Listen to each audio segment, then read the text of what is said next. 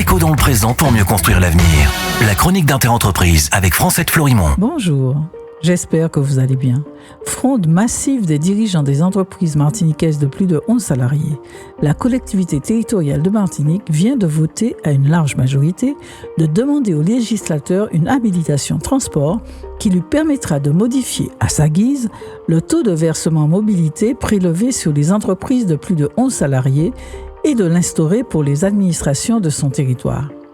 Il faut être attentif à cela car cette hausse concernera également les entreprises guadeloupéennes et guyanaises qui ont des filiales en Martinique et il y en a quelques-unes.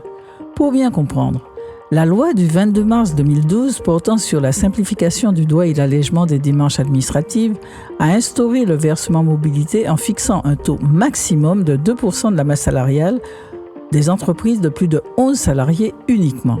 Ce versement transport est censé financer les transports en commun et leur bonne organisation. Les sommes dues sont récoltées par l'URSSAF et reversées aux autorités organisatrices du transport ou aux syndicats mixtes qui s'en occupent. À ce titre, avec un taux à 2%, Martinique Transport a perçu en 2023, au titre du versement transport, 54,3 millions d'euros, 58,1 millions d'euros en 2024 et 67 millions d'euros en 2025, soit une progression de 23% en 2 ans. Pour rappel, selon la loi, le taux prélevé sur la masse salariale des entreprises peut varier de 0 à 2%.